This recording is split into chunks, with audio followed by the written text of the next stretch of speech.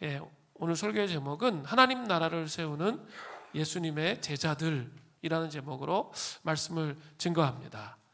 예, 하나님 나라라는 것은 하나님의 통치와 관련이 있습니다.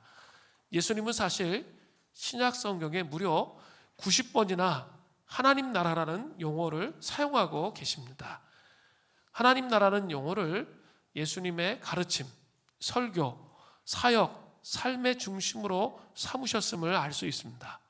우리 누가복음을 계속 강해하면서 계속적으로 나타나고 있는 게 뭐죠? 성경에 나타나고 있는 거예요. 특히 복음서에 계속적으로 나타나고 있는 게 하나님 나라입니다. 그렇기 때문에 예수님을 따르는 제자들도 인생의 비전이 우리를 통해서 이 땅에 하나님 나라가 임하게 하는 것이 되어야 하는 것입니다.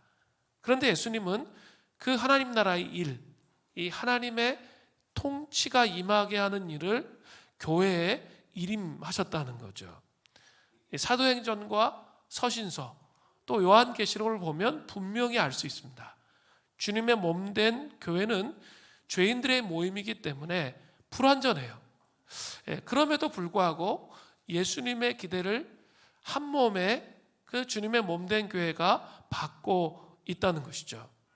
자, 한번 생각해 보세요. 하나님 나라와 교회 어떤 게 더 크죠? 하나님 나라가 훨씬 더 큰 개념이죠.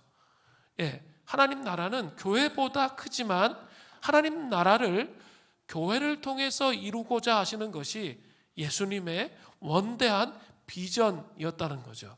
이런 관점으로 서신서, 복음서, 요한계시록을 꼭 읽어보시기 바랍니다. 그러면 그 눈이 열리게 됩니다. 우리는 이렇게 말할 때가 많이 있습니다. 목회자들에 대한 상처 때문에, 우리 장로님, 안수집사님, 권사님들에 대한 상처 때문에, 리더들에 대한 상처 때문에, 또 관계에 대한 상처 때문에 교회 나가지 않습니다. 교회라는 곳은 원래 그런 곳인가 봐요. 정말 진저리가 납니다. 다니고 싶지 않습니다. 이렇게 얘기하는 사람이 주변에 많이 있습니다. 근데 정말 안타까운 것은 뭐죠 그게? 목욕물과 함께 악의를 벌인 거죠. 교회는 날마다 개혁해야 돼요. 개혁의 대상이지 혁명의 대상은 아니에요. 그래가지고 교회를 완전히 없애버리는 무교회주의는 성경적으로 올바르지 않습니다. 전혀 의미가 없는 내용이에요. 성경에 그렇게 되어 있지 않습니다.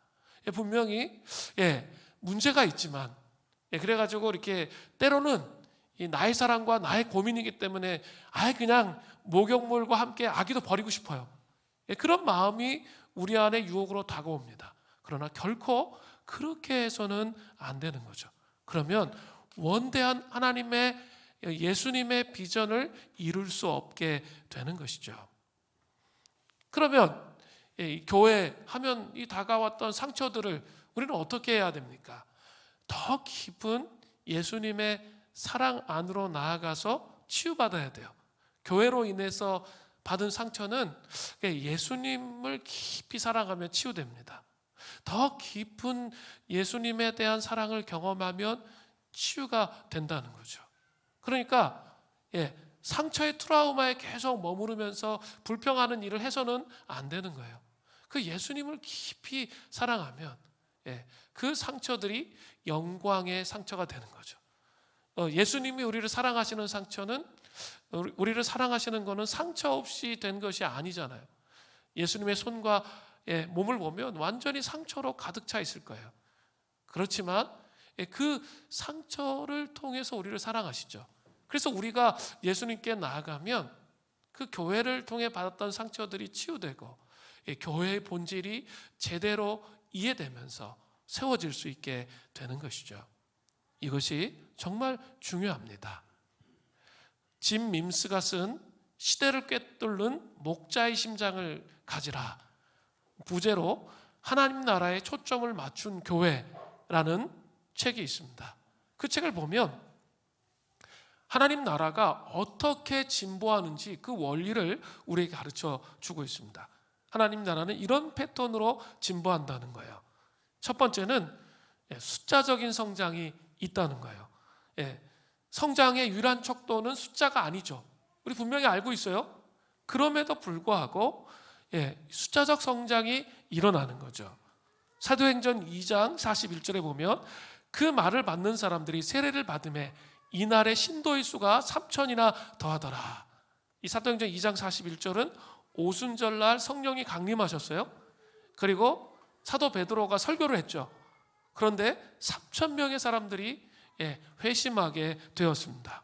숫자적인 부흥이 있었죠. 또 사도행전 4장 4절에 보세요. 말씀을 들은 사람 중에 믿는 자가 많으니 남자의 수가 약 5천이나 되었더라. 사도행전 4장에 가니까 믿는 자의 숫자가 남자만 5천 명이 됐어요. 부흥이 있었어요. 숫자적인 성장이 있었어요. 그게 목적이 아니에요. 분명한 것은 교회 성장에 중독되어 있으면 안 돼요. 그럼에도 불구하고 숫자적인 성장이 있었다는 거죠. 또 사도행전 6장 7절에도 보세요. 하나님의 말씀이 점점 왕성하여 예루살렘에 있는 제자의 수가 더 심히 많아지고 허다한 제사장의 무리도 이 도에 복종하니라. 점점 사람들이 심히 많아졌어요. 그리고 허다한 제사장의 무리도 이 도에 복종했다라고 사도행전에 말하고 있습니다. 우리는 2024년을 맞이하면서 부흥으로 도약하라는 표를 갖고 시작했습니다. 그리고 이 연초에 계속 우리가 하고 있는 것은 뭐냐면 부흥의 도약을 하기 위해서 기반을 만드는 그런 일을 하고 있는 거죠. 기반을 만드는 거죠. 그런 작업을 하고 있는 거예요. 그래서 사람들을 세우고 사람들이 오기를 기다리고 기도하고 또 하나님의 역사하심을 기다리는 그런 시간을 가고 있습니다.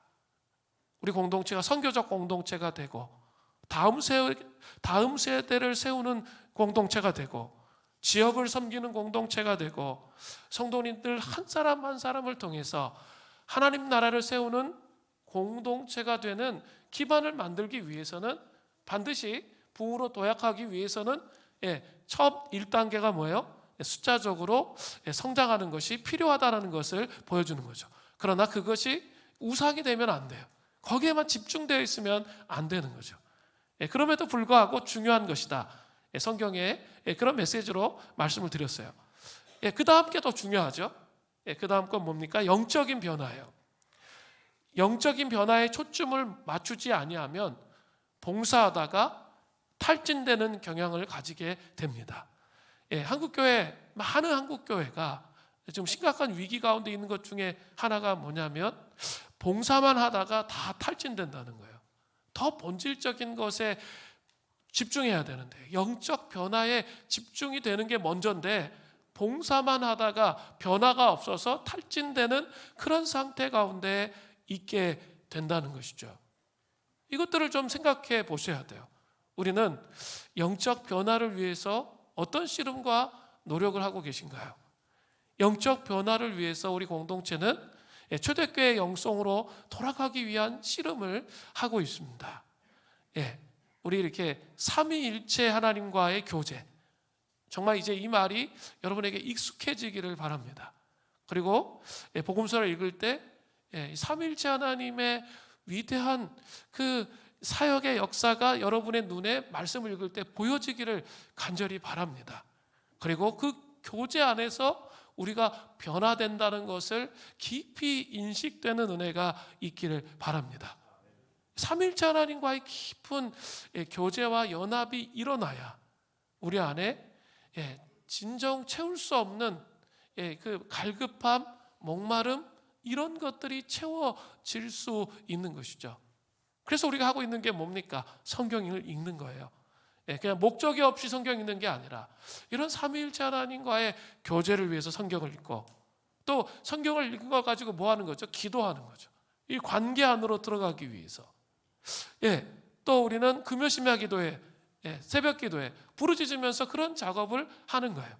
다 이렇게 밸런스에 맞춰서 배치를 한 거예요. 한 가지만 하지 않기 위해서. 그렇게 하는 거죠. 또 우리는 또 뭘 하고 있습니까? 소그룹 공동체로 모이잖아요. 성도의 교제가 필요하잖아요. 서로 내가 이렇게 하나님 앞에서 바로 세워지지 못했을 때 누군가가 얘기해 주는 사람이 있어야 돼요. 그러면 정신을 차릴 수가 있어요. 눈에 보이는 사람이 얘기해 주면 정신을 차릴 수 있는 거죠. 그래서 우리는 분주하고 바쁜 삶을 살지만 거룩한 시간 낭비를 해서 속으로 하는 거죠. 예? 그런 각도가 있어야 되죠. 또 우리 또 뭐 합니까? 예, 전교인 수련회 하잖아요. 1년에 한 번씩. 이번에는 4박 5일인데 6월 첫 주에. 왜 그런 시간을 갖습니까? 예, 말씀과 기도에 완전히 집중하는 거예요. 그러면서 하나님, 이 삼위일체 하나님과의 깊은 교제 안에서 우리의 삶을 풀어내기 위한 것이죠. 어떤 영적 변화로 가기 위한 과정이라는 거죠. 그 다음에 이제 또 오는 게 있죠. 봉사의 확장이 오는 거죠. 성도들이 영적 변화를 통해서 성령님께서 주시는 새로운 봉사의 기회들이 생긴다는 거예요. 교회 안에, 또 교회 밖에 창조적인 영성, 창조적 기름 부으심을 통해 기쁨으로 섬기게 되는 거죠. 이런 변화들이 일어나는 거죠. 보통 때는 그 일하면 뭐 아침에 일찍부터 나와서 매주 청소하시는 분이 계신데 우리 집사님 중에서 이렇게 어때요? 딴 사람이 일찍 오지도 않는데 아침 일찍 와서 청소하려면 보통 때면 어떨까요? 짜증이 나죠. 왜 나 혼자 이런 일을 해야 돼? 또 식사당번하면 어때요? 매주 이렇게 한두 사람도 아니고 이제 늘어가지고 밥을 사람들이 늘어가지고 적게 하면 다 먹지도 못해요. 그래서 햇반 막 사가지고 와야 되고 막 이런 일들이 막 일어나잖아요. 그러면 그게 이렇게 영적인 변화가 없으면 어때요? 짜증나고 불평하고 불만하게 되는 거죠. 그런데 나의 삶 속에 영적 변화가 있으면 제가 오늘 아침에 물어봤어요. 집사님 이렇게 매일 아침마다 이렇게 오셔가지고 이렇게 청소하시는 거 너무 힘들지 않으세요? 아유 너무 감사해요. 그러니까 집사님 얘기하시는 게 너무 기쁘게 행복하게 정말 내가 하고 있는 일이 너무 행복하다는 거예요. 우리 지방 봉사할 때 우리 성도들이 그래도 이렇게 먹는 거를 통해서 이렇게 한국 사람 밥심으로 살잖아요. 먹는 거를 통해 성도의 교제가 일어나는데 내가 섬김을 통해서 하는 그 창조적인 하나라도 더 맛있게 하기 위해서 우리 진짜 맛있죠 밥이요? 다른 교회랑 비교해서 정말 맛있습니다. 그리고 반찬도 정말 많이 나와요. 왜 이렇게 많이 이렇게 하는지 모르겠어요. 근데 너무 맛있거든요. 근데 그 얘기를 그런 마음을 가지면 어떻게든지 잘 먹이고 싶거든요. 그러면서 어떻게 해요? 창조적 영성이 나오면서 봉사가 이루어지는 거예요. 제 투르키에 일본 비전 트립 갔다 왔던 우리 청소년들이 금요심야기에 쭉 금요심야기도에 앉아 있더라고요.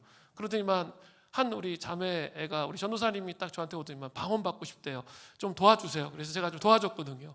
그래가지고 막 여러 가지 얘기를 했는데 이렇게 잘 받아들이고 자기가 이렇게 논리적으로 잘 설명해 주니까 방언을 하더라고요. 저는 이제 그게 중요한 게 아니었고 그 다음이 중요했어요. 어떤 보통 때 절대 한마디도 말하지 않는 청소년 형제 하나가 있어요. 도대체 뭘 생각하고 사는지 잘 모르는 진짜 몰라요. 아무 얘기를 안 하기 때문에. 저는 걔 말투가 그런 줄도 몰랐어. 거의 말을 안 하기 때문에. 근데 그럼 막 얘기하는데 갑자기 걔가 처음으로 말을 하는 거예요. 목사님 방언 받아서 뭐 해요? 이렇게 인격적으로 이렇게 하나님 만나서 이렇게 하나님 진심으로 사랑하는 게 너무 중요하잖아요. 제가 깜짝 놀랐어요. 걔가 말을 하는 게. 그리고 이런 신앙적인 말을 하는 거에 너무 큰 충격을 먹었어요. 그래서 너 네가 말을 다 하는구나. 너 지금 대단하다. 제가 막 그랬거든요. 그리고 이렇게 그러면서 얘기를 함께 나눴어요. 이렇게 방언을 그냥 허무하고 공허하게 그냥 맨날 습관대로 하면 아무 의미가 없지만 내가 이렇게 마음의 세계로 가려고 하는데 마음으로 진실되게 주님을 섬기려고 하는데 안 될 때 정말 이 마음을 정화시키기 위해서 하는 것 그런 거다. 그런 거 설명을 착 해주니까 그렇군요. 그러면 그 방언을 받아야겠네요. 자기가 그런 얘기를 하면서 같이 대화를 했습니다. 제가 놀랐어요. 그렇게 변화해서 나타난 거예요. 너무 감사하더라고요. 우리 청소년들이 이런 식의 반응을 하는 게. 그러니까 어때요? 그 아이들이 일본에 가서 자기보다 어린 애들 섬긴다고 막 앉아 있으면서 봉사하면서 하나님의 은혜가 있으니까 봉사하면서 자꾸 창조적 생각들을 하게 되는 거죠. 그러면서 하나님 원하시는 게 뭔지를 생각하는 거죠. 너무나 감사한 것 같아요. 그 봉사의 확장, 창조적 영성으로 그게 오는 거예요. 네 번째는 하나님 나라의 진보입니다. 그 결과로 교회 공동체를 통해서 하나님 나라가 오고, 교회 공동체의 구성원인 한 사람 한 사람을 통해서 개인의 삶의 현장 속에 가정, 교회, 직장, 학교에서 그 진보가 오는 거죠. 이 네 가지 패턴이 있어요. 이 사이클이 나선형 방향으로 이렇게 점점 커지는 거예요. 그러면서 하나님 나라가 오는 거예요. 이렇게 옵니다. 저는 이런 부흥의 역사가 도는 거예요. 숫자적으로 부흥이 오고, 숫자적으로 사람들이 나타나고, 그리고 영적 변화가 있고, 봉사의 확장이 일어나고, 하나님 나라의 진보가 점점점 원이 커지는 나선형 방향의 하나님 나라가 세워지는 은혜가 있기를 바랍니다. 그렇다면 중요한 것은 이런 나선형 방향의 하나님 나라가 세워지려면 중요한 게 있어요. 교회 구성원들 한 사람 한 사람이 예수님의 제자인데, 제자들이 그 예수님께서 원하시는 하나님 나라의 삶의 특징을 분명히 알고 있고 실제적으로 그 삶을 살아야 한다는 거죠. 그래야 그 진보가 오는 거예요. 그리고 계속 그 원리들이 정말 무지하게 많이 나온다고 그랬죠, 복음서에. 오늘도 그 원리가 나타나요. 하나님의 방식을 알아야죠. 그래야 하나님의 통치가 나의 삶을 통해 드러나는 거예요. 그래서 이런 많은 원리들이 성경 안에 나오는 것입니다. 살펴보겠습니다. 하나님 나라를 세우는 예수님의 제자들의 삶의 특징, 첫 번째는 관계의 우선순위를 분명히 해야 됩니다. 지난주 강해 설교 본문인 전문맥에서 예수님은 한 바리새인 지도자의 집에서 외식하는 바리새인들을 아주 신랄하게 비판하셨습니다. 잔치에 말석에 와서 앉으라. 그리고 유대인들이 초대에 응하지 않자 그 갚을 길이 없는 소외된 사람들을 초대해서 잔치에 함께 해야 한다. 뭐 이런 말씀을 하셨습니다. 그리고 이제 그 집을 떠나갈 때 광경이 오늘 본문의 시작입니다. 누가복음 14장 25절을 보세요. 수많은 무리가 함께 갈새 예수께서 돌이키사 이르시되, 수많은 무리가 예수님을 따랐습니다. 수많은 무리들은 위선적인 종교 지도자를 신랄하게 깨시니까 그 수많은 무리들은 너무나 통쾌했습니다. 또 수많은 기적을 일으키시니까 수많은 무리들은 호기심으로 가득 차 있었습니다. 그때 예수님께서 수많은 무리들을 돌이켜 보시면서 제자의 삶의 특징이 어떠해야 하는지 아주 강경하게 말씀하고 계십니다. 사람들을, 그 수많은 사람들을 좀 떨궈버리려고 하시는 그런 느낌이 들어요. 누가복음 14장 26절을 또 보세요. 물은 내게 오는 자가 자기 부모와 자기 처자와 형제와 자매와 더욱이 자기 목숨까지 미워하지 아니하면 능히 내 제자가 되지 못하고. 한번 이 말씀을 잘 묵상해 보세요. 이 말씀은 좀 이상한 것 같지 않으세요? 얼핏 보기에는 기존에 예수님께서 말씀하신 것과 전혀 맞지 않은 것처럼 보입니다. 예수님은 원수까지 사랑하라고 말씀하셨습니다. 또 10계명의 5계명이 뭡니까? 내 부모를 공경하라, 이렇게 말씀하셨단 말이에요. 또 베드로전서 4장 7절에 보면 남편들아 아내를 귀히 여기라, 이렇게 말씀하셨는데 뭐라고 되어 있죠? 미워하라고 말씀하고 계시거든요. 이게 앞뒤가 안 맞는 것 같습니다. 이 말씀을 이해하려면 마태복음 10장 37절의 말씀을 보면 거기에 답이 있습니다. 이렇게 되어 있습니다. 아버지나 어머니를 나보다 더 사랑하는 자는 내게 합당하지 아니하고 아들이나 딸을 나보다 더 사랑하는 자도 내게 합당하지 아니하며. 두 번이나 반복되는 구절이 있죠. 그게 뭡니까? 나보다 더 사랑하는 자라는 구절을 유의해서 보아야 하는 것입니다. 사실 누가복음 14장 26절에 미워하지 아니하면은 이라는 말씀은 나보다 더 사랑하는 자라는 구절에 비추어서 해석해야 되는 거죠. 그렇다면 이것은 관계의 우선순위의 문제인 것이죠. 하나님을 사랑하는 게 1번이라는 거예요. 그리고 다른 사람들을 사랑해야 된다는 거죠. 하나님 나라를 세우는 예수님의 제자로 살기로 결정한 사람들의 첫 번째 특징은 그 어떠한 관계보다 부모, 처자, 형제, 자매 아니면 끔찍하게 위하는 우리 자기 자신보다도 더 우선순위에 예수님과의 관계가 있어야 함을 분명하게 보여주고 있습니다. 물대농산 수림교회 성도님 중에는 그 예수님의 참된 제자가 되기를 소원하시는 분들이 많이 계십니다. 그런데 현재의 삶에서 여러 가지 일들로 인해서 피상적인 삶을 살고 있지 않으세요? 그러면 어떻게 되는 거죠? 그것은 입술로만의 고백으로 끝나는 삶이 되는 것이죠. 예수님의 제자가 되기를 진심으로 원한다면 하나님과 관계의 우선순위를 분명하게 정립해야 하는 것입니다.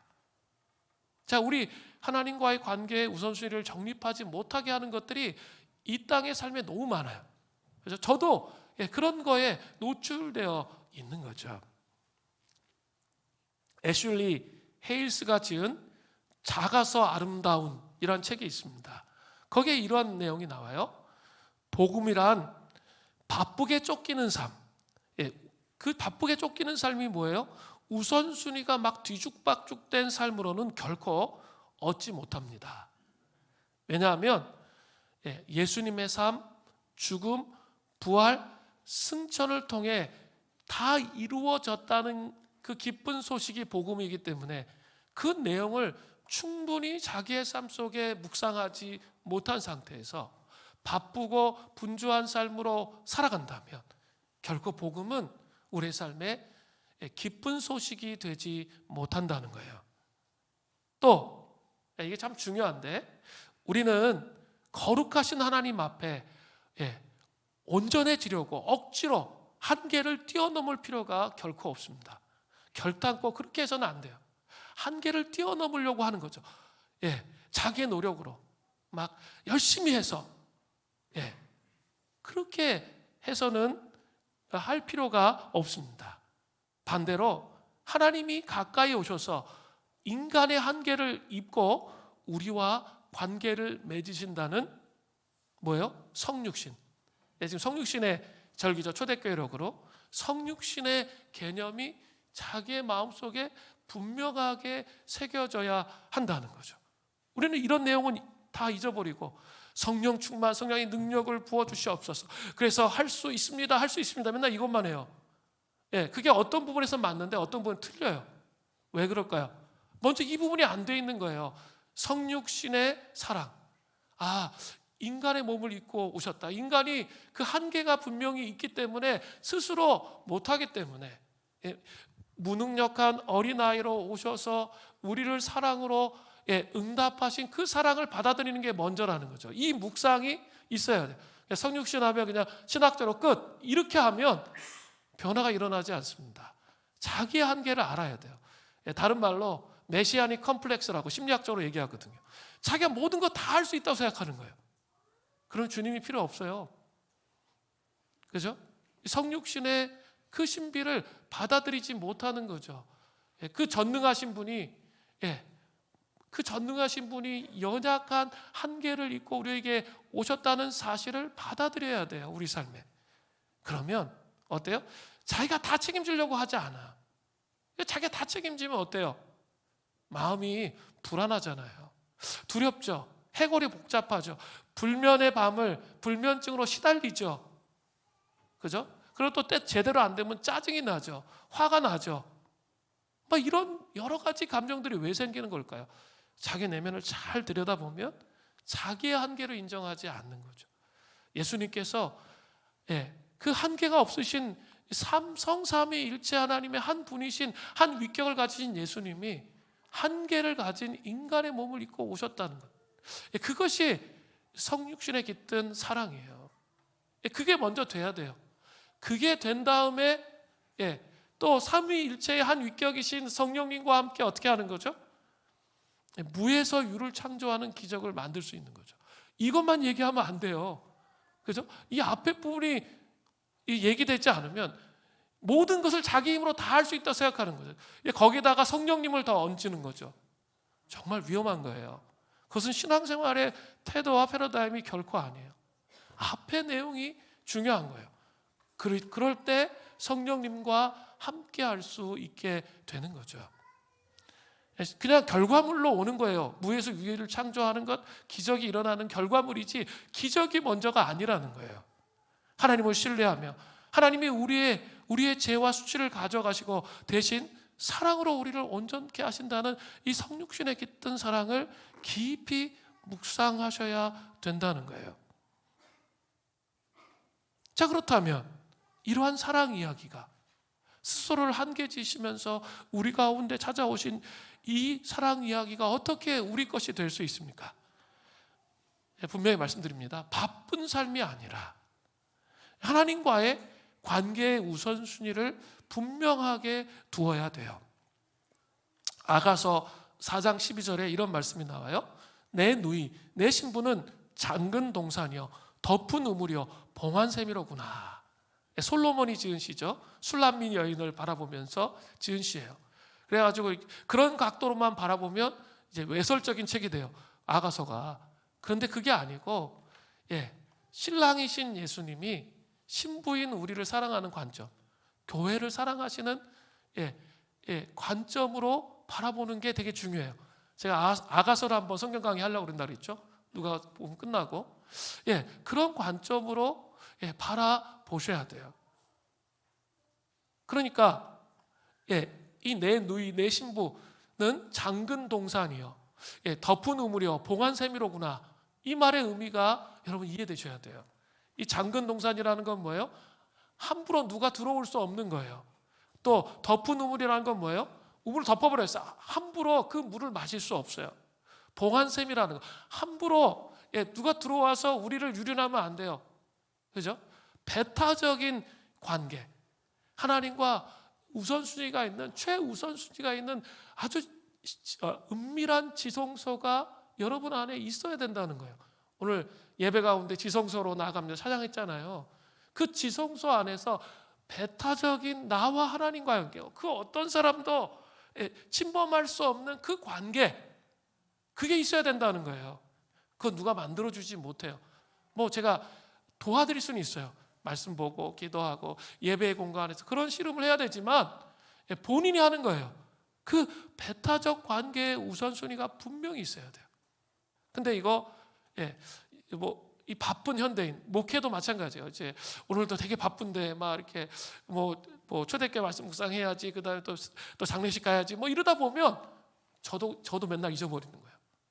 저도 맨날 까먹어요. 우리가 자꾸 까먹기 때문에 서로에게 자꾸 얘기해줘야 돼요. 여러분도 바쁘시잖아요. 너무 분주하잖아요. 그래서 이렇게 나는 최선을 다해 살고 있는데 이렇게 버팅기실 수 있거든요. 최선을 다해서 그렇게 사는 건 뭐예요? 아까 메시아닉 컴플렉스. 자기의 한계를 인정하고 자기 힘으로 살아갈 수 없는 거예요. 그래서 주님의 도우심이 성령님과 함께 있을 때 자기의 삶에 기적이 일어난다는 거죠. 이게 되게 중요한 거예요. 이 배타적 우선순위가 분명하게 세워져 있어야 되는 것이죠. 프레드릭 브루너가 이렇게 말했어요. 하나님의 말씀은 아주 깊어서 위장에까지 이룰 수 있다. 하나님 말씀이 위장에까지 이룰 수 있다는 거예요. 마태복음 4장 4절을 보면 예수님께서 광야에서 마귀에게 시험 당하실 때 마귀가 돌로 떡덩이가 되게 해라, 그래서 너의 배고픔을 면하라고 했을 때 예수님이 신명기 8장 3절의 말씀을 인용해서 그 마귀의 유혹을 물리칩니다. 이렇게 돼 있죠. 예수께서 대답하여 이르시되 기록되었을 때 사람이 떡으로만 살 것이 아니요 하나님의 입으로부터 나오는 모든 말씀으로 살 것이라 하였느니라 하시니, 사람이 떡으로만 살 것이 아니라 말씀하셨어요. 하나님 입으로부터 나오는 모든 말씀으로 살 수 있어요. 여러분 정말 이거 믿으세요? 이거 믿지 않으면, 하나님 말씀을 액면 그대로 믿지 않으면 내 감정에 충실해요. 내 생각에 충실해요. 그러면서 또 한계를 인정하지 않는 아니 나는 그렇게 슬픈 일을 다 감당할 수가 없어요. 그런데 차에 자꾸 감당하려고 하는 거죠. 그럼 우울해져요. 그리고 침체에 빠지게 되는 거죠. 한계를 인정하는 거예요. 그리고 그분의 말씀을 묵상하면서 그분 앞에 나아가는 것이죠. 이게 중요해요. 말씀이 우리의 삶의 영의 양식이 되는 거예요. 제가 이렇게 물을게요. 내가 이렇게 신앙생활 하면서 나 상태 안 좋아. 여러분 이런 얘기 하실 때 있으세요? 없으시면 문제가 심각한데 반드시 있어야 돼요. 내가 상태가 안 좋은 걸 안다는 것은 엄청 중요한 거예요. 내가 지금 상태가 안 좋은지 상태가 좋은지도 몰라. 그러면 안 좋은 상태에서 계속 사는 거예요. 근데 내가 상태가 안 좋다는 걸 제가 인식하면 어떻게 되죠? 뭔가 노력을 하잖아요. 액션을 취하잖아요. 다시 말씀을 읽어야겠다. 보혈기도를 다시 읽어야겠다. 그러면 어때요? 뭔가 자기 안에 이렇게 막 짜증이 많아졌고 화가 많아졌고 그냥 고집스러워졌는데 내 보혈기도 읽고 말씀 읽으면 다시 어떻게 돼요? 그게 쑥 내려가요. 그럼 경험하시죠? 쑥 내려가요. 그러면서 그렇구나. 그때 깨닫는 거야. 이게 영의 양식이 이렇구나. 내가 이렇게 막 잠 못 자고 막 생각이 많았는데 그게 쑥 내려가. 그러면서 하나님을 의지해야겠다. 이게 올라온다니까요. 그게 뭡니까? 영의 양식이 되는 거죠. 그리고 영의 양식이 되기 뿐만 아니라 그 다음에 뭐가 되는 거예요? 인도하심이 있는 거죠. 자꾸 더 계속 먹으면 이렇게 뭐 성경을 읽는다고 우리에게 뭐 그 상황과 딱 맞는 어떤 게 있는 게 아니에요. 그러나 성경을 읽으면서 계속 읽다 보면 어때요? 하나님이 깨닫게 하세요. 말씀에 비추어서 깨달으면서 삶을 이렇게 살아야 된다라는 것을 가르쳐 주시잖아요. 그래서 우리를 인도하시는 것을 경험하는 거예요. 사람마다 정황은 다 다른데 하나님이 원리를 통해서 인도하시는 거예요. 그렇게 인도해 가시다 보면 그게 삶으로 경험되는 거예요. 그러면 삶이 바뀌는 거예요. 이렇게 하는 거거든요. 신앙생활이라는 게. 여러분 그런 것을 아시면서 그 하나님과 분명한 관계에 우선순위를 두는 삶을 그때 배우게 되는 거예요. 이것을 배우는 은혜가 있기를 바랍니다. 이 땅에 오신 예수님은 하나님과의 관계의 우선순위를 망치는 그 관계의 우선순위를 망치는 우리의 삶에 여기저기에 폭탄을 설치하세요. 이게 되게 어려운 건데 하나님과의 관계의 우선순위를 내가 망치고 살죠? 그럼 하나님의 사랑은 뭐냐면 거친 아버지의 사랑으로 다가와요. 그냥 부드러운 어머니의 사랑이 아니라 거친 아버지의 사랑으로 다가와서 폭탄들을 설치하세요. 폭탄들을 설치해가지고 되는 일이 없게 하세요. 그게 추적하시는 하나님의 사랑이거든요. 계속 추적하시는 거예요. 너 그렇게 살면 안 돼. 네가 네 열심으로 해봤는데 됐냐? 폭탄이 내 안에 터지는 게 자꾸 안 되거든요. 더 짜증이 더 많이 올라와. 이렇게 되거든요. 그러면서 폭탄을 설치하셔서 하나님 앞에 서도록 그렇게 하신다는 거예요. 플레밍 러틀리지의 말 앞에 우리가 마주설 수밖에 없어요. 세례요한의 말대로 하나님 나라 천국이 가까이 왔다면 당신과 나의 소우주를 비롯한 다른 모든 나라는 근본적으로 위태로워지는 거예요. 이게 다 위태로워져요. 내가 붙잡고 있는 게 다 위태로워진다니까. 폭탄들이 터져 내 안에 자꾸. 예수 믿고 되는 일이 없는 거 경험해 보셔야 돼요. 그죠? 여러분 그걸 경험해 보시죠. 왜 예수 믿었는데 왜 잘 안 열려? 하나님 그렇게 역사하시지 않아요. 성경적으로. 폭탄을 터뜨리세요. 그래서 진짜 하나님을 신뢰하며 나아가며 관계의 우선순위를 정말 정립하기를 원하세요. 그게 사랑이에요. 그냥 잘 되면 어떻게 됩니까? 그게 저주인 거예요. 그죠? 하나님 관계가 없는데 너무 잘 돼. 그게 저주일 수 있다라는 식별을 하셔야 돼요. 그렇게 만들어 가시는 거죠. 우리는 우리의 삶의 왕이 결코 아닙니다. 하나님 나라가 가까이 왔다면 하나님이 주인이 되시기 위해서 우리의 삶을 집요하게 추적하신다는 거죠. 그래서 만족과 기쁨을 경험할 수 없도록 폭탄들을 계속 터뜨리시는 거예요. 하나님과 관계의 우선순위를 분명하게 한다는 것은 우리의 삶에 어떻게 나타납니까? 이사야 27장 18절에 보세요. 여호와께서 모세에게 이르시되 눈의 아들 여호수아는 그 안에 영이 머무는 자니 너는 데려다가 그에게 안수하고. 여기 영이 머무는 자다. 누가요? 여호수아가. 그렇게 돼 있죠. 영이 머문다는 게 뭡니까? 성령님이 함께 하신다는 거죠.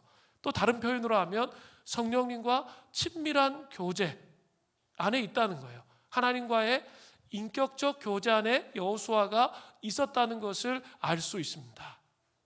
자, 그러면 또 생각해 봐야 돼요. 그 안에 영이 머무는 자, 성령님과 친밀한 교제가 일어나려면 정말 어떻게 해야 됩니까? 이게 중요하죠. 어떻게 해야 그 성령님, 삼위일체 한 위격이신 성령님을 내 영혼의 중심에 모실 수 있을까요?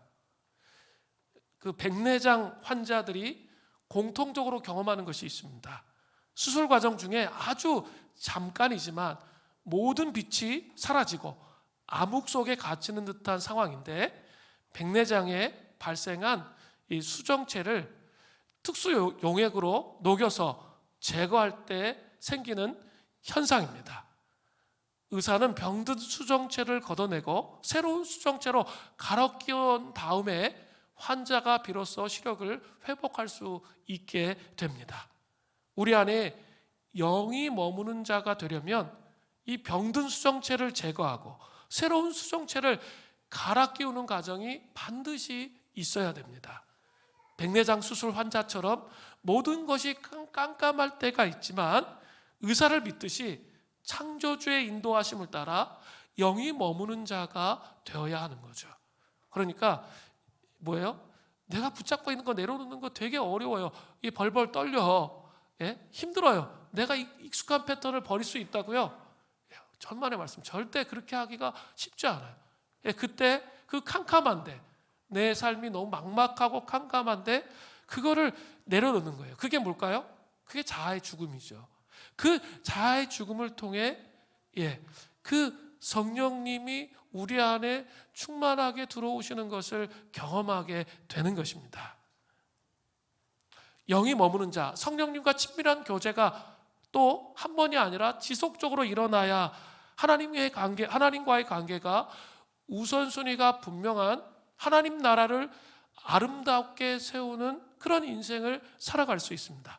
한 번만이 아니에요. 자아의 죽음 한 번만으로 끝나는 게 아니죠. 그런 경험을 한 번 반드시 해야 되는데, 또 삶을 살다 보면 영혼에 먼지가 쌓이잖아요. 먼지가 막 가득 채워지죠. 그때마다 어때요? 영혼의 먼지를 십자가의 은총으로 제거해 가야 돼요. 그러면 성령님이 우리 영혼 안에 충만하게 계시면서 하나님 나라를 이루는 아름다운 인생을 살아갈 수 있게 된다는 거예요. 관계의 우선순위를 분명히 세우시는 하나님의 백성들이 되시기를 바랍니다. 이건 우리의 평생의 과제입니다. 두 번째로, 하나님 나라를 세우는 예수님의 제자들의 삶의 특징 두 번째는 믿음의 눈을 들어서 하나님 나라의 가치를 이해하고 즉각 온전한 순종을 해야 합니다. 누가복음 14장 27절을 보세요. 누구든지 자기 십자가를 지고 나를 따르지 않는 자도 능히 내 제자가 되지 못하리라. 자, 로마 사람들은 죄인들을 십자가에 처형할 때 전 과정을 고통스럽게 하는 것 못지않게 치욕스럽게 했습니다. 지금 이야기를 듣는 청중들은 그 사실을 너무나 잘 이해하고 있었습니다. 로마 사람들은 십자가 형틀에 매달릴 죄인들에게 매질을 하고 벌거벗긴 후에 죄목을 나열한 표지를 목에 걸었습니다. 그런 다음에 자기의 사형 도구를 처형 장소까지 나르도록 그렇게 했습니다. 그래서 자기 십자가를 진다는 것은 제자가 됨으로써 조롱받고 그 피할 길이 없는 고통과 수치, 그것을 감내해야 한다는 것을 보여주는 거죠. 제자도에는 대가가 지불이 된다는 거예요. 고통과 수치, 그것을 감내해야 된다는 거죠. 예수님은 합리적으로 잘 생각하고 제자도의 대가를 지불하라고 두 가지 비유를 통해서 말씀하십니다. 첫 번째는 망대 비유입니다. 누가복음 14장 28절부터 30절입니다. 너희 중에 누가 망대를 세우고자 할진대 자기의 가진 것이 준공하기 전까지에 족할는지 먼저 앉아 그 비용을 계산하지 아니하겠느냐. 그렇지 아니하면 그 기초만 쌓고 능히 이루지 못하면 보는 자가 다 비웃어 이르되 이 사람이 공사를 시작하고 능히 이루지 못하였다 하리라. 망대라는 것은 적군이나 도적 행위를 감시하기 위해서 이 군사적 요충지나 과수원에 세워서 관측하는 관측을 유용하게 하는 그런 건물입니다. 여기서는 아마도 이 가수원에 세우는 망대를 의미하는 것 같습니다. 그런데 이 건물을 세우는 데는 비용이 대단히 많이 들었습니다. 그래서 비용 계산을 하지 못하고 공사를 시작해서 기초 공사만 한다면 사람들에게 비웃음을 당한다라고 예수님께서 말씀하고 계신 거예요. 제자도에 코스트가 분명하게 있다는 것, 수치와 고통이 있다는 거예요. 또 두 번째 비유는 대적과의 싸움이에요. 누가복음 14장 31절부터 32절을 보세요. 또 어떤 임금이 다른 임금과 싸우러 갈 때 먼저 앉아 1만 명으로서 저 2만 명을 거느리고 오는 자를 대적할 수 있을까? 헤아리지 아니하겠느냐.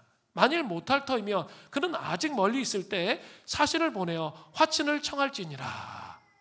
자, 예수님은 하나님 나라를 세우는 예수님의 제자들을 걸러내기를 원하시는 것 같아요. 이성적 합리주의, 합리성은 괜찮은 건데 신앙이라는 것은 반드시 합리성이 있어야 돼요. 그리고 신비를 경험해야 되는 거고, 근데 이성적 합리주의는 나쁜 거예요. 이즘.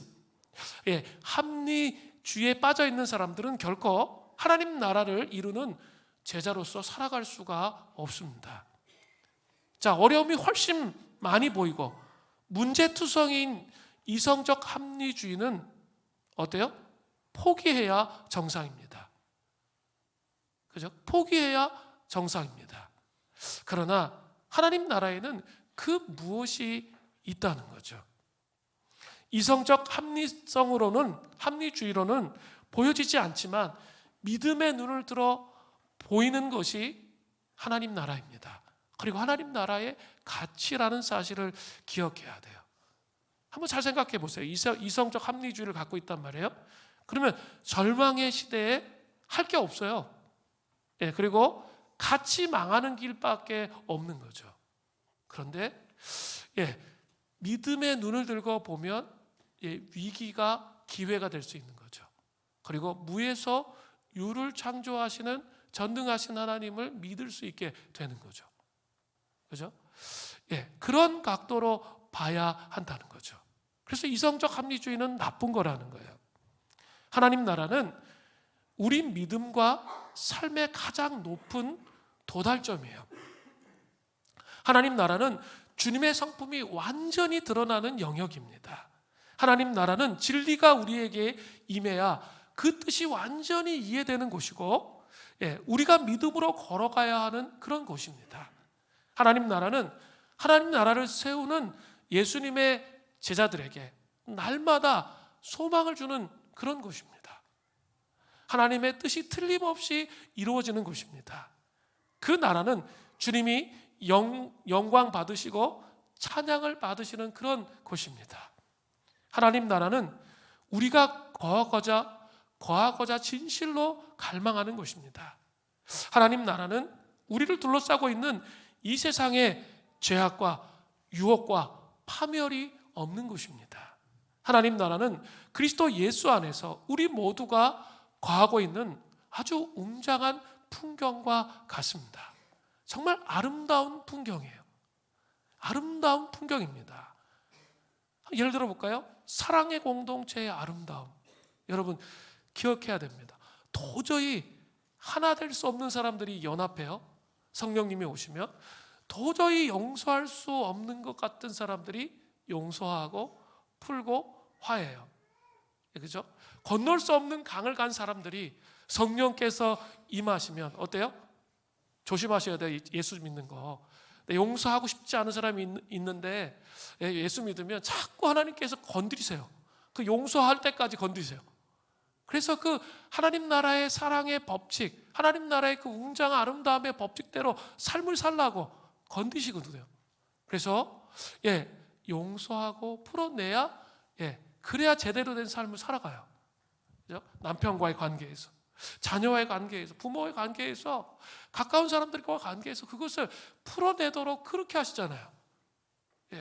위대한 아름다움의 모습이 그 안에 있다는 거죠.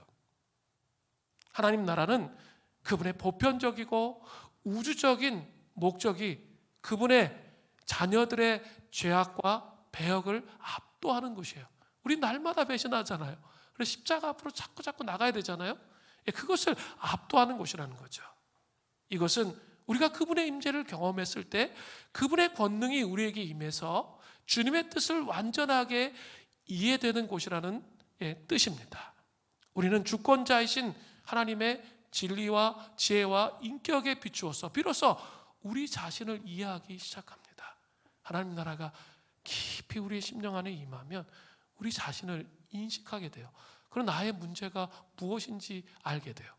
그리고 이렇게 문제 알고 그냥 좌절하고 한숨 지며 자학하는 게 아니라 그 문제를, 메시아닉 컴플렉스에 빠지면 안 된다 그랬어요. 성육신의 사랑을 기억하며 어떻게 해요? 예수님께 맡겨드릴 수 있게 되는 거죠. 그러면서 변화하고 치유되고 회복되는 것이 하나님 나라예요. 우리 자신에 대해서 여러분 이해하세요? 우리의 자금과 연약함이 무엇인지 이해가 되십니까? 그곳에 하나님 나라가 임합니다. 하나님 나라는 그리스도의 인격과 통치 안에서 하늘과 땅이 만나는 곳입니다. 하늘의 아름다움이 이 땅에 임하는 거예요. 저는 지금까지 목회하면서 제가 늘 얘기하잖아요. 숨겨진 하나님 나라를 보기를 원합니다. 그게 제 인생의 아주 중요한 목표 중에 하나예요. 저는 겉으로 드러난 하나님 나라 말고 숨겨진 하나님 나라 정말 보게 해 주십시오. 근데 이번에 우리 총회 갔잖아요. 11월에 RGM 총회 갔는데 그때 저는 헤르노트 가서 하나님 나라는 정말 아름다운 웅장한 심포니와 같구나 이런 생각이 들었어요. 그 무덤에서 이게 모든 나무들이 주님을 찬양하는 것처럼 보이고 그 마음속에 흘러오는 주체할 수 없는 그 아름다움의 감정 있죠. 제가 이거를 좀 데려가서 이렇게 우리 성도님들을 좀 이렇게 보여드리고 싶어요. 하나님 나라의 그 심포니가 얼마나 아름다웠고 웅장한지, 그리고 그 마음에 이 전율이 오면서 감동이 오는지. 갔던 분들은 기억나시죠? 그 심포니가 너무 아름다워요. 이 모든 것들이 주님을 찬양하면서 그 무덤인데 그렇게 그 위대한 하나님을 찬양하면서 그 하나님의 통치를 기뻐하는 그 모습을 볼 때 있죠. 완전히 매료돼요. 그리고 그거 아니면 살아갈 수 없다는 것을 알게 돼요. 너무 아름답기 때문이죠. 제가 봤던 하나님 나라는 그랬어요. 제가 중국을 몇 년 동안 이렇게 돌아다녔고, 그리고 우리 성도님들과 그리고 북한 접경 지역을 돌아다녔잖아요. 그곳에 있었던 하나님 나라, 그거 보면 있죠. 헌신 안 할 수가 없어. 그냥 너무 아름답기 때문에 이 세상과는 다른 세계가 있어요. 정말 그곳에 임하는 그 통치는 정말 심포니와 같아요. 너무나 아름답게 주님을 찬양하는 그 모습이 보여진다는 것이죠. 그런데 정말 거기에 머물렀으면 좋겠어요. 변화산에. 저는 그렇게 하다가 정말 꿈같이 왔는데 현실은 어때요? 갈등이 있어요. 그리고 원수 마귀가 방해하는 게 너무나 당연해요. 너무나 큰 하나님의 영광을 보면 마귀가 그 삶을 살지 못하도록 완전히 헤집어놔요. 공격해요. 여러분 그거 인식을 하셔야 돼요. 보는 게 중요한 게 아니라 이제는 공격이 온다는 것을 인식해야 돼요. 그러면 어때요? 그 코스트가 지불되는 거예요. 내가 본 이상으로 코스트가 지불되게 되어 있어요. 하나님 나라가 임하기 전에 갈등인 거죠. 교회 안에, 가정 안에, 재정 안에, 관계 안에 여러 가지 형태로 온다는 거죠. 그런데 거기에서 좌절하고 절망하는 게 아니라, 그러면 좌절하고 절망해버리면 내가 받던 건 다 허상이에요? 그게 아니라는 거예요. 그것을 기억하면서 기다리는 거예요. 인내하면 하나님이 결정적으로 그걸 이렇게 한 번에 확 전세를 바꾸시는 때가 와요. 그게 부흥이거든요. 전세를 갑자기 바꾸셔서 그 본거를 이룰 수 있도록 사업의 기름 부으심을 허락해 주세요. 그리고 그 길을 갈 수 있도록 허락해 주세요. 근데 너무 내가 막 급해가지고 내가 앞서가잖아요. 그럼 하나님 다 틀어 막으세요. 이렇게 되는 거예요. 이성적 합리주의에 매몰되지 말고 예수님의 제자로서 믿음의 눈을 들고 하나님 나라의 가치를 이해하고 즉각 온전한 순종으로 나아가야 되는 것입니다. 민수기 14장 24절에 이런 말씀이 있죠. 그러나 내 종 갈렙은 그 마음이 그들과 달라서 나를 온전히 따랐은즉 그가 갔던 땅에서 내가 그들을 인도하여 드리리니 그의 자손이 그 땅을 차지하리라. 갈렙이 또 여호수아가 가나안 땅 정탐에 나갔잖아요. 12명이 딱 두 명만 가나안 땅이 우리의 밥이다, 먹이다, 하나님이 함께 하시면 능히 쟁취할 수 있다, 이런 고백을 했고 보고를 했어요. 근데 10명은 어떻게 했어요? 거기에 안악 자손이 있고 거인 자손이 있어요. 철병거가 있어요. 도무지 우리는 할 수 없어요. 메뚜기 컴플렉스에 빠져가지고 그들에 비하면 우리는 메뚜기예요. 그렇게 말했다는 거죠. 그러니까 백성들이 다 어떻게 했어요? 10명의 얘기를 들은 거죠. 불평과 불만과 원망을 쏟아내었습니다. 근데 하나님께서 뭐라고 말씀하세요? 하나님의 귀에 들린 대로 너희에게 역사하시겠다, 이렇게 말씀하셨습니다. 그리고 그 반역의 죄로 40년 동안 광야에서 유리 방황하는 내용이 민수기의 내용이에요. 그때 더 안타까운 게 나와요. 때늦은 순종을 하는 이스라엘 백성들이 나와요. 민수기 14장 39절부터 40절을 보세요. 모세가 이 말로 이스라엘 모든 자손에게 알림해 백성이 크게 슬퍼하여 아침에 일찍이 일어나 산꼭대기로 올라가서 이르되 보소서 우리가 여기 있나이다. 우리가 여호와께서 허락하신 곳으로 올라가리니 우리가 범죄하였음이니이다.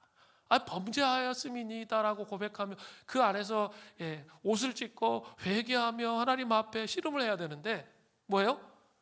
그렇게만 고백하고 나가겠다는 거죠. 그러니까 모세가 말려요. 이제 안 된다. 근데 계속 우겨요. 그래서 때늦은 순종을 하는데 그 때늦은 순종은 뭐라고 그랬어요? 불순종인 거예요. 정말 중요해요. 때가 있어야 다. 그 때에 맞는 순종을 해야 되는데 때늦은 순종을 하니까 어떻게 됩니까? 민수기 14장 45절에 보면 아말렉인과 산간지대에 거주하는 가나안인이 내려와 그들을 무찌르고 호르마까지 이르렀더라. 그들이 전쟁에 지는 거예요. 믿음의 눈을 들고 서 있어야 되는데 그렇게 하지 않았기 때문에 전쟁에 졌다는 거죠.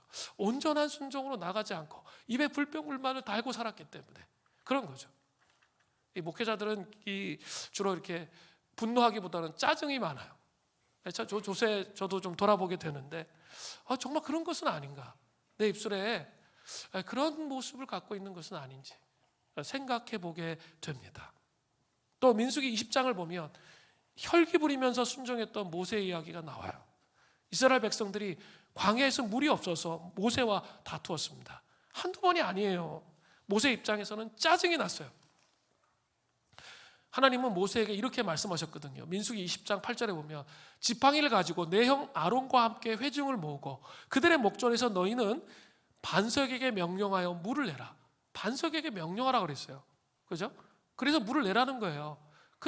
그 불평불만하는 이스라엘 백성에게 그렇게 하라는 거예요.